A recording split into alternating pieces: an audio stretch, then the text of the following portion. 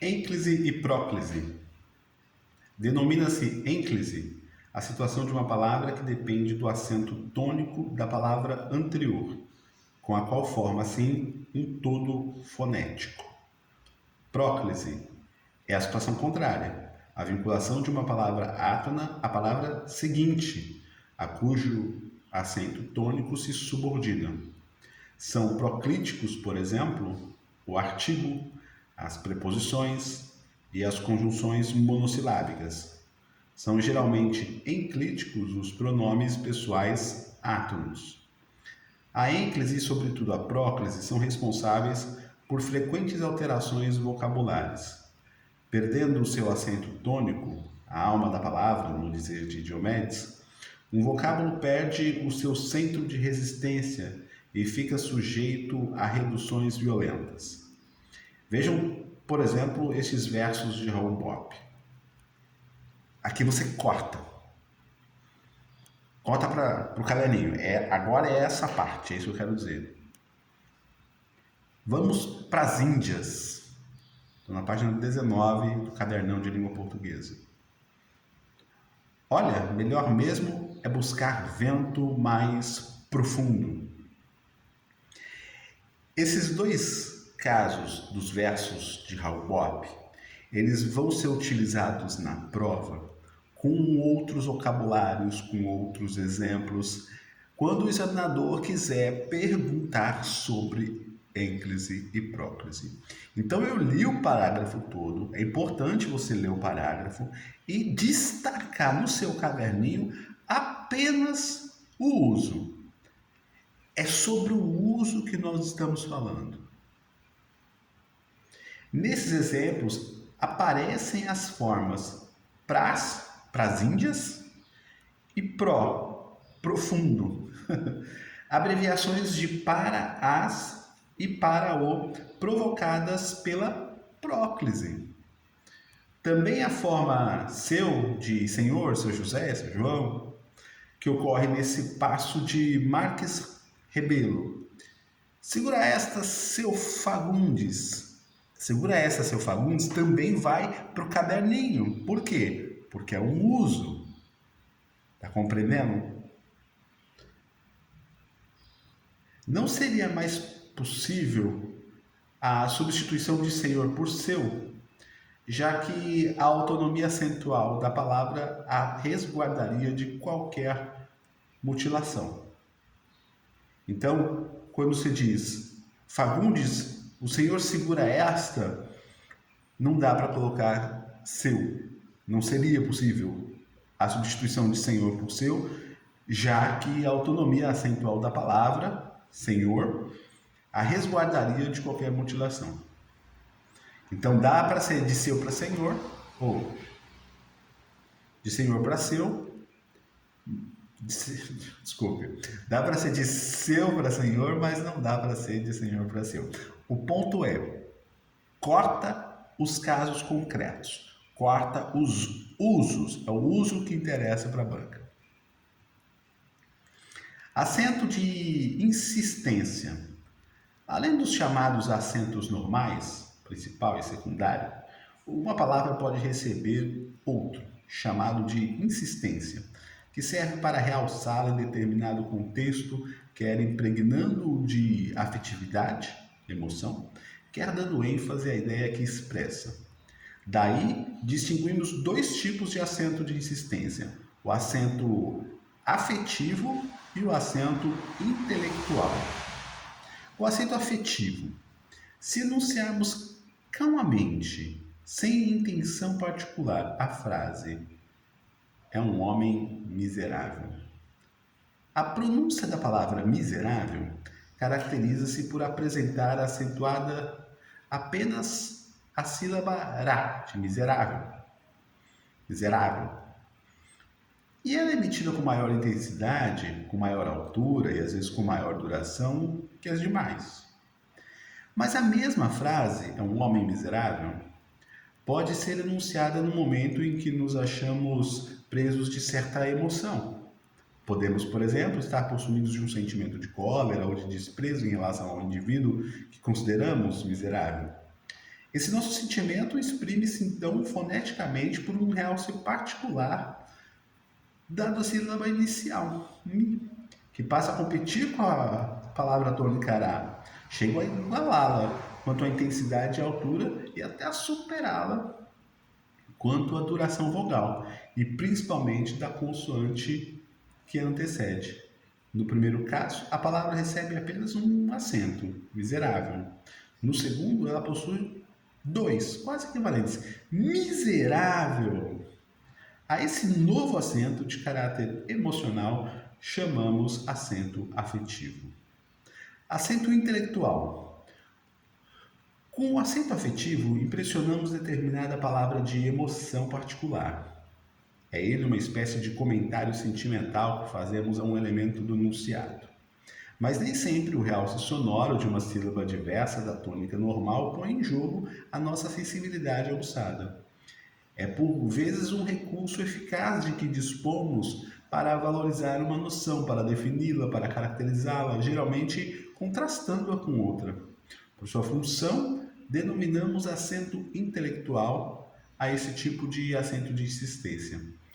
Exemplifiquemos com os seguintes dizeres. Aí, ó, exemplo, uso. Essa medida é arbitrária. Fez uso exclusivo e abusivo do carro. Não se trata de um ato imoral, mas amoral. Quero razões objetivas e não subjetivas. Se quisermos dar relevo significativo às palavras arbitrária, exclusivo, abusivo, imoral, amoral, objetivas e subjetivas, imprimimos a sílaba inicial de cada uma delas maior duração, maior altura e, sobretudo, maior intensidade. Tal como o acento afetivo, o acento intelectual é inesperado, brusco, violento, características que o extremam de acento tônico normal, suporte do grupo rítmico e, portanto, esperado, regular. São justamente essas peculiaridades dos dois tipos de acento de insistência que fazem ressaltar vivamente no contexto as palavras sobre as quais eles incidem. Distinções fundamentais. O acento intelectual distingue-se do acento afetivo não só pela função, mas também por particularidades fonéticas. Assim, primeiro, o acento intelectual recai na primeira sílaba da palavra, seja ela iniciada por consoante, seja por vogal. O acento afetivo incide na primeira sílaba da palavra quando se inicia por consoante, mas pode recair na sílaba seguinte se ela começar por vogal. Nas palavras de pequeno corpo, o acento afetivo costuma coincidir com o acento tônico normal. Compare-se. O acento intelectual são razões subjetivas. Foi-se uma ação arbitrária. Trata-se de ato ilegal. Agora o acento afetivo. É um homem miserável. É uma pessoa abominável. Essa criança é um amor. Ambos reforçam, tanto o intelectual quanto o afetivo, reforçam a consoante inicial da sílaba sobre que recaem, mas o realce que dão ao vogal seguinte é de natureza diversa. O acento intelectual aumenta em duração, em altura e, sobretudo, em intensidade. O acento afetivo aumenta em intensidade, mas principalmente em duração e altura. Muito bem, então veja, é importante parar um pouco aqui e comentar com vocês o seguinte. Nós precisamos criar o hábito de fazer o recorte dos usos da língua portuguesa.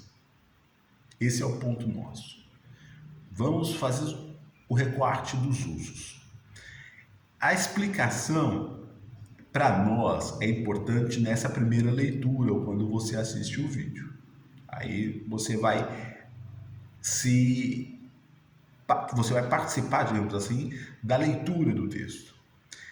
No caderno vai entrar só o exemplo, ou melhor, o parágrafo que traz o exemplo. Tudo aqui é a base do parágrafo. Vamos falar um pouco de ortografia.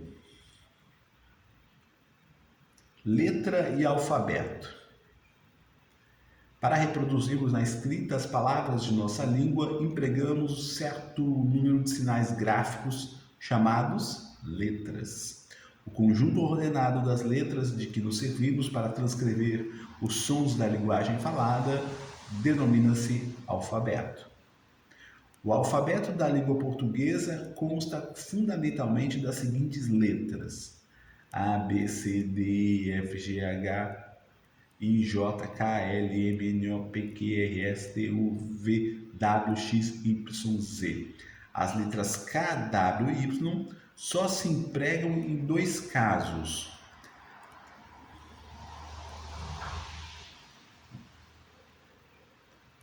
Opa, perdi aqui. As letras K, Y e W só se empregam em dois casos.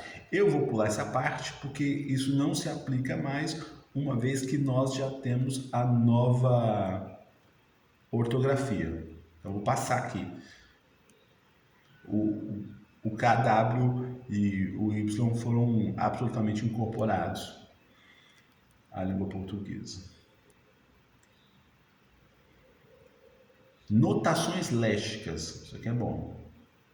Além das palavras do alfabeto, servimos-nos na língua escrita de certo número de sinais auxiliares, destinados a indicar a pronúncia exata da palavra. Esses sinais acessórios da escrita, chamados notações léxicas, são os seguintes: o acento. O acento pode ser agudo, grave e circunflexo. O acento agudo é empregado para assinalar, primeiro, as vogais tônicas fechadas, I e U, AI, baú, horrível, açúcar, físico, lúgubre. E segundo, as vogais tônicas abertas e semiabertas, A e O. A, pé, pó, amável, tivesses, herói, pálido, exército, inóspito. Olha os casos que vão para o caderno, tá? Aí, baú, horrível, açúcar, físico, lúgubre. Para jogar o quê? As vogais tônicas fechadas e U. A, pé, pó, amável, tivesses, herói, pálido, exército, inóspito. Para justificar o quê? As vogais tônicas abertas e semiabertas, A e O. Vamos falar do acento grave. Ele é empregado para indicar a crase na preposição a, com as normas femininas do artigo a e as, e com os pronomes demonstrativos as, aquele, aquela e aquilo. Então, o acento grave na língua portuguesa, ele é utilizado para marcar a crase da preposição a com artigo. O acento circunflexo, por sua vez, é empregado para indicar o timbre semifechado das vogais tônicas A e O. Câmara, mês, avô, cânhamo, têxtil, pôs, hispânico, fêmea, cômoro. Beleza? O tio. O tio emprega-se sobre... O tio não é acento. Se ligou, né? Acento é o agudo, o grave e o circunflexo. O tio emprega-se sobre o A e O para indicar nasalidade. Maçã, caixões, mãe, põe, pão, sermões. Outra notação léxica, trema. Não se usa trema na língua portuguesa a não ser em nomes e palavras estrangeiras e suas derivadas em português. Bem, trema caiu. Apóstrofo. Lembra de apóstolo. Não tem nada a ver, mas é só para você lembrar. Não é apóstrofe, apóstrofo. O apóstrofo serve para assinalar a supressão de um fonema, geralmente de uma vogal. Croa, paudalho, prança, paudarco, bem, caminha d'água. A cedilha. Coloca-se embaixo do C antes de A, O, U, para representar fricativa língua surda. Caçar, praça, maciço, poço, açúcar, muçulmano. Essa fricativa líquido-dental surda é uma movimentação do cérebro para emitir determinado som, que é marcado pela rotação vertical cedilha, a cedilha, né? Cedilha é um termo feminino. Diferente de hífen. O hífen usa-se para ligar os elementos das palavras compostas ou derivadas por prefixação. Então, couve-flor, pré-escolar, guarda-marinha, super-homem, beija-flor, ex-diretor. Também se usa hífen para unir pronomes átonos a verbos. Ofereceram-me, retive-o, levá-la-ei. E para, no fim da linha, separar uma palavra em duas partes, ou seja, translinear uma sílaba. Então eu coloco estudando numa linha e aí eu marco o prefixo e marco o T no final. O hífen serve para isso, mas não significa que você vai fazer isso na prova, tá bom? De segunda fase. Lá a gente conversa sobre isso. Aliás, já fica aqui o convite. Esse curso aqui é de iniciados, focado na primeira fase do concurso de admissão à carreira de diplomata. Nós também temos o curso, ou melhor, esse curso é de iniciantes, focado na primeira fase do concurso. Nós também temos um curso de iniciados. O concurso de iniciados é bom você fazer depois que você já tiver uma experiência para você aceder, uma prova que seja, tá? Aí você faz o curso de iniciados.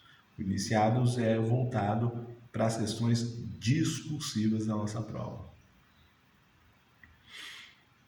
Emprego do hífen nos compostos. O emprego do hífen é uma convenção. Estabeleceu-se que só se ligam por hífen os elementos das palavras compostas em que se mantém a noção da composição. Isso é, os elementos das palavras compostas que guardam a sua independência fonética, conservando cada um a sua própria acentuação, porém formando um conjunto perfeita unidade de sentido. Dentro desse princípio deve-se empregar o hífen. Primeiro, nos compostos cujos elementos, reduzidos ou não, perderam a sua significação própria. Água marinha, arco-íris, para-choque, bel-prazer, monta-carga, marca-passo, lero-lero, mata-mata.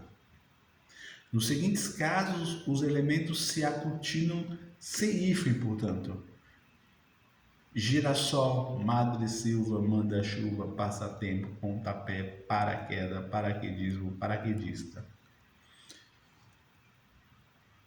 Nos compostos com o primeiro elemento de forma adjetiva, reduzida ou não, afroasiático, dalógico, galego, grego-romano, histórico-geográfico, ínfero anterior, latino-americano, luso-brasileiro, lusitano-castelhano. Por que eu estou lendo os exemplos, minha gente? Porque os exemplos é que vão para o caderninho. Tá bom? Nos topônimos compostos iniciados pelos adjetivos grã-grão ou por forma verbal ou quando os elementos estão ligados por artigo. Grã-Bretanha, Grão-Pará, Passa Quatro, Todos os Santos. Mas olha só, Belo Horizonte sem hífen, Cabo Verde sem hífen, Santa Catarina sem hífen. Em palavras compostas que designam espécies botânicas e zoológicas, estejam ou não ligadas por preposição ou por qualquer outro elemento. Bem-me-quer, ervilha de cheiro, formiga branca, bem-te-vi, etc. Repare, mal-me-quer é sem hífen, tudo junto. Já se escrevia aglutinadamente, e essa exceção é mantida. Nos compostos com os advérbios bem e mal, quando o elemento seguinte começa por vogal ou H. Então, bem educado, bem humorado, mal agradecido, mal habituado. O advérbio bem, ao contrário de mal, pode não se aglutinar com o segundo elemento quando ele começa por consoante. Então, bem nascido, mal nascido. Bem nascido é separado, mal nascido é junto.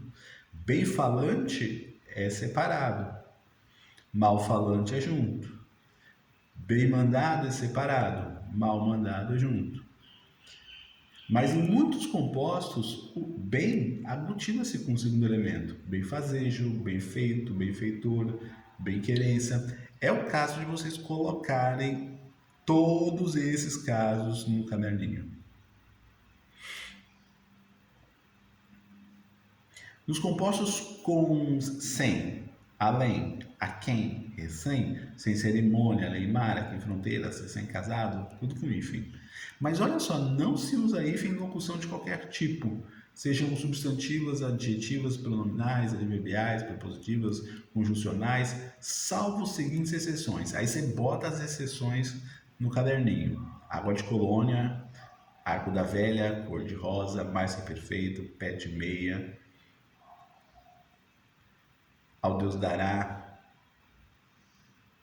queima-roupa. Portanto, olha só os que não. Fim de semana, sala de jantar, cor de café, cada um, quem quer que seja, não tem hífen. Olha, eu achei que... Eu já vi com hífen. À vontade, depois de amanhã, a fim de, acerca de, contanto que, visto que... Estou na página 26 do Cadernão César Santos. Emprego do hífen nas formações por prefixação. Emprego do hífen nas... Emprego do... Ah, tá. Como é que faz a prefixação, recomposição e a sufixação? Muito bem. Nas formações com prefixos como ante, circum, co, contra, entre, extra, hiper, infra, intra, pós, pré, sobre, sub, super, ultra, etc. E informações por recomposição com falsos prefixos ou pseudo-prefixos aero, agro, arque, alto, bio, eletro, gel, hidro, inter, macro, max, micro, mini, multi, neo, pan, pluri, proto, pseudo, retro, sene, tele, só se usa hífen. Nas formações em que o segundo elemento começa por H, então olha o exemplo, além, exemplo é para o caderninho. Anti-histamínico, pan-helênico, sobre-humano, sul-hepático, super-homem. Repara, com exceção a essa regra, co, des, dis, in e re se aglutinam com o segundo elemento, eliminando o H. Então, coabitar é junto, coerdeiro é junto, sem H, coabitar sem H também, desumano é junto, desidria, inábil, reabilitar, rehospitalizar, junto sem H. Também se usa hífen nas formações em que o prefixo ou pseudoprefixo termina na mesma vogal, pela qual começa o segundo elemento. Então, ó, anti-inflacionário, exemplo, hein? Exemplo, pega todos. Anti-inflacionário, neo-ortodoxo, semi-interno, supra-auricular, arqui-inimigo, sobre-edificar, anti-estreia. São exceções a essa regra: coerrer ou coordenar, junto, co-obrigação, junto, reeleição junto, reerguer também. Nas formações com os prefixos circum e o pseudoprefixo pan, quando o segundo elemento começa por vogal M ou N, além do H já mencionado na regra geral. Então, circunnavegação, circummediterrâneo, circumoceânico, pan-oftálmico, pan-nacionalismo. Também se usa hífen nas formações com os prefixos hiper, inter e super, quando o segundo elemento começa por R, hiperreligioso, interrelacionado, superresistente. Nas formações com os prefixos ex, estado anterior, cessamento, né? Sota, soto, vice, ex-aluno, ex-presidente, sota-piloto, sota-mestre, vice-almirante, vice-governador, vice-rei. Olha só uma cidadezinha aqui, eu não sei o que é sota, não sei. E também não vou pesquisar, porque eu vou progredir no conteúdo. Lembra que nós conversamos sobre isso? Para a gente progredir nos conteúdos, a gente vai deixar essas coisas que a gente não sabe para a cota da banca e ganhar lá na estatística. Então, estudo para concurso ele é progressivo. Vai hífen nas formações com os prefixos pós, pré e pró. As formas átonas se aglutinam com o segundo elemento. Pós-graduação, mas é pós-por. Pré-universitário, mas é pré-dizer. Pró-africano, mas também é proativo.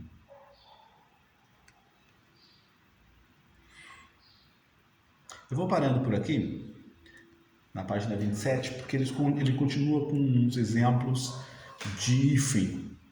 E aqui, claro, vocês podem avançar, vocês não vão me ver avançando sempre no mesmo tópico, tá, gente? As aulas vão avançando, eu não vou fazer nesse vídeo aulas completas, eu vou fazer esse vídeo um jeito de vocês pegarem o macete. Por exemplo, eu não vou voltar aqui no emprego do hífen mais, mas vocês naturalmente, né, têm que voltar para pegar os casos. Os casos, é muito importante que vocês peguem os casos para vocês repetirem ele no caderninho. É o uso desses casos que cai na prova, tá bom? Até o próximo vídeo.